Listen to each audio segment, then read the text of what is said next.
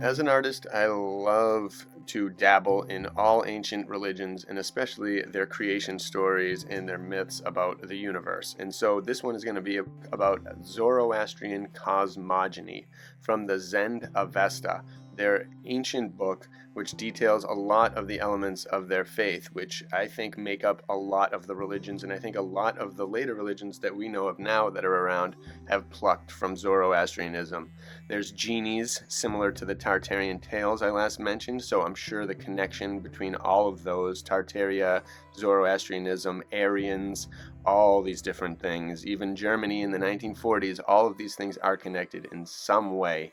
The information has all been lost, the education system has all been corrupted, and we need to dig deeper to really try to find out how these are all connected, why they were eradicated, and just whatever else we can find about them.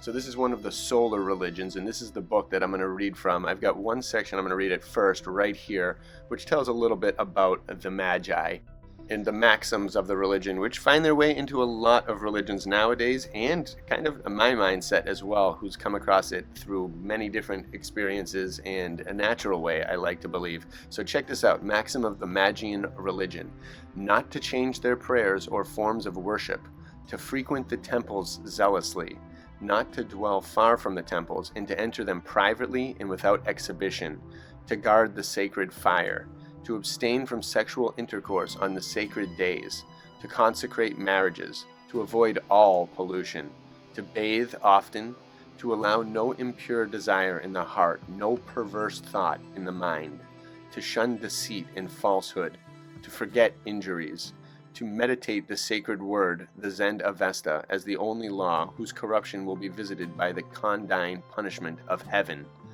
to fear God alone, to trust entirely in the divine goodness, I love that, to await the day of the Lord's appearance and be always prepared for it, to remember Zoroaster to the end of the ages, to distinguish the true from false revelations, very important, to reprove the wicked boldly and without respect for their rank, to carry the truth to sovereigns, to instruct the people, to excel in the knowledge of sciences, real sciences, to be frugal, to perform acts of beneficence as the noblest employment of wealth, to just do good deeds, amazing, to live by one's labor, to respect the property of others, and the Magian confined himself in marriage to his own sect and even family.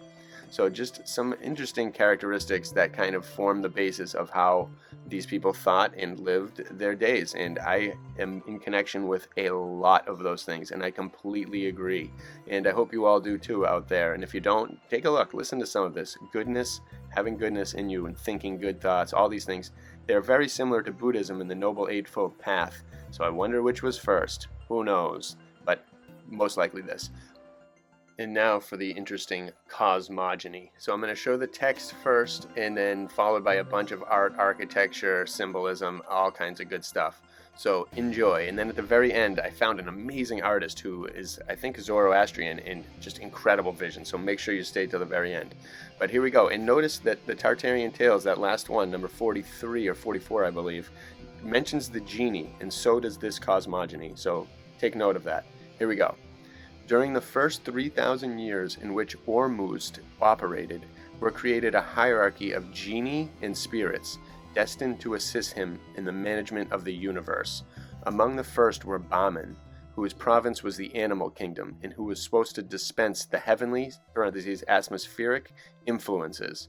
Ard-Behesht, presiding over fire, Shah River over metals, and Saphendomad, the female genius of the earth, seconded by Zanm, Ized, charged with the care of the earth as a human habitation, producing trees, etc., Kordad, giving pleasures and intelligence and causing the waters to flow, Amenadad, multiplying grains, etc. In opposition to these, Ahriman creates 6 evil genii, also a sort of dark fire fever principle. After these Amshaspan's good productions, Ormuzd produced the revolving heaven, distinguished from the fixed heaven in which it is located. The constellations of the zodiac represented 12 dwellings inhabited by innumerable stars.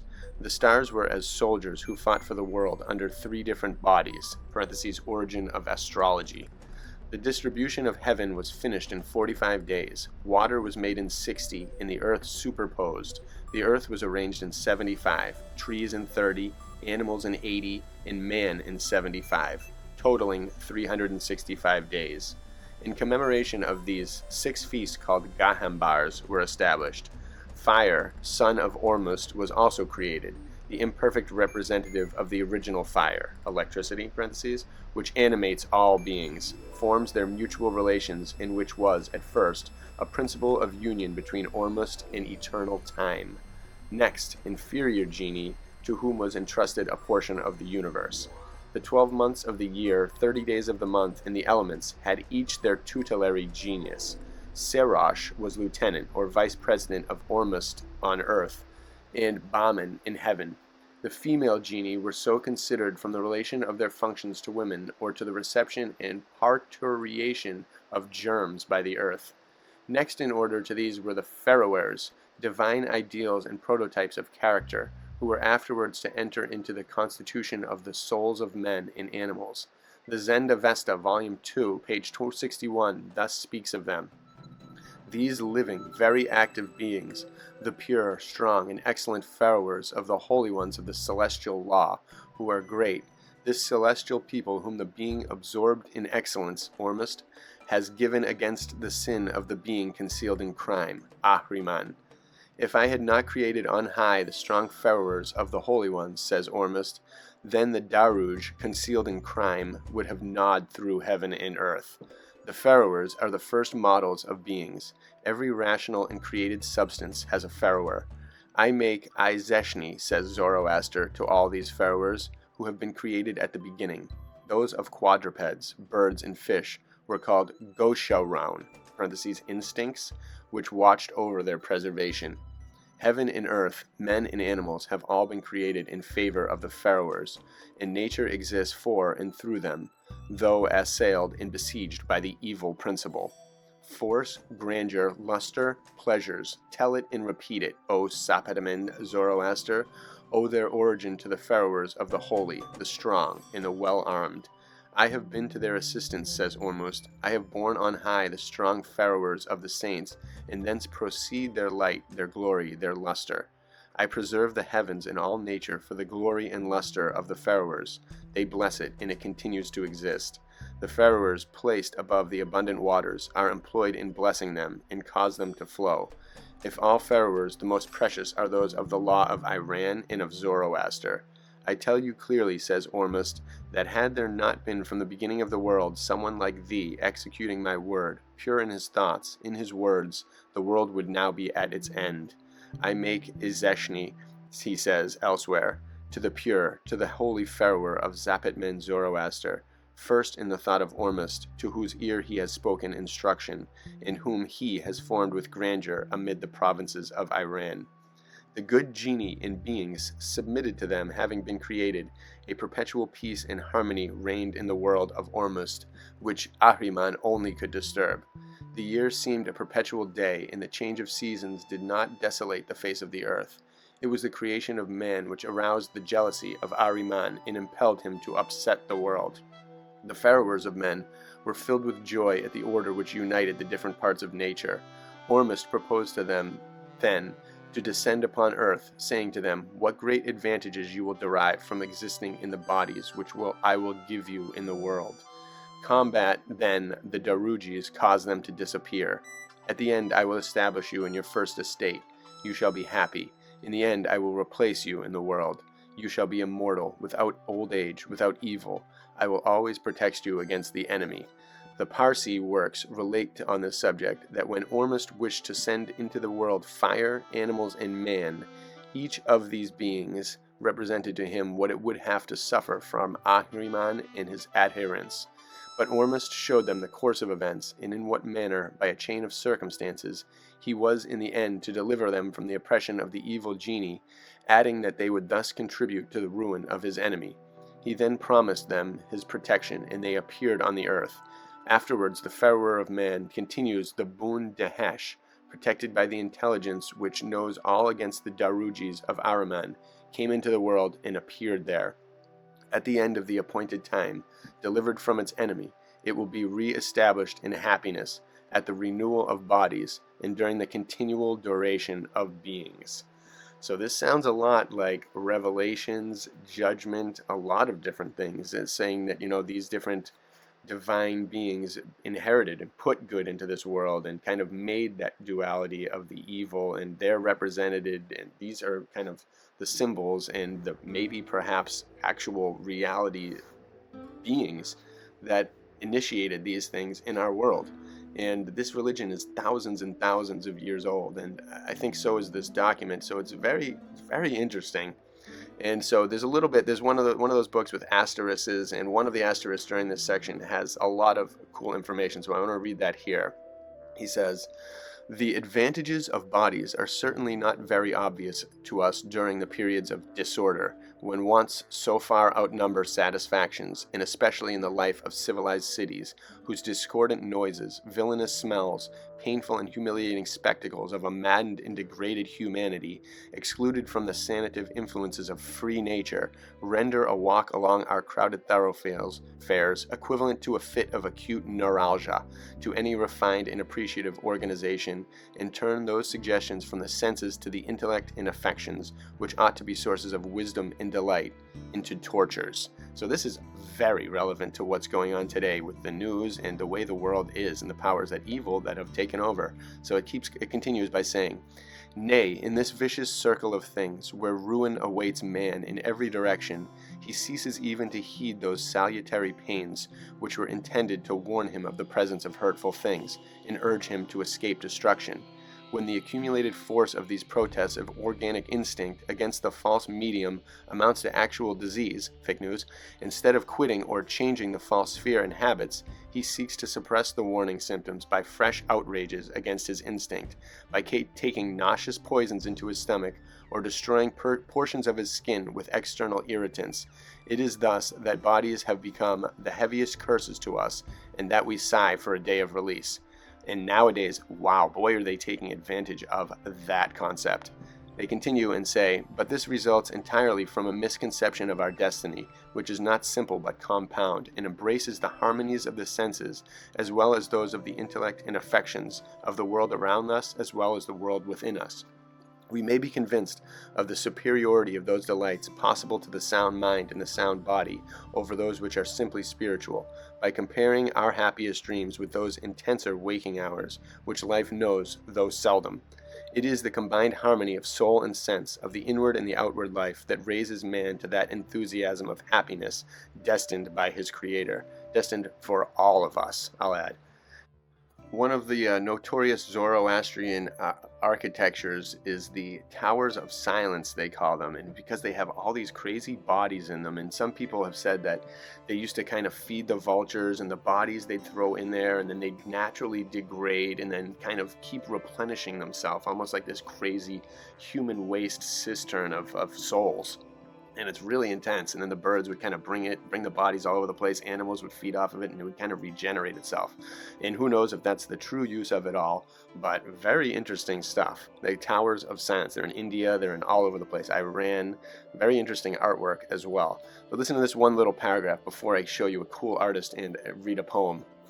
It says, "To the disembodied spirits, all these matters may have been pure calculations, as when one lying awake in the morning revolves his plans.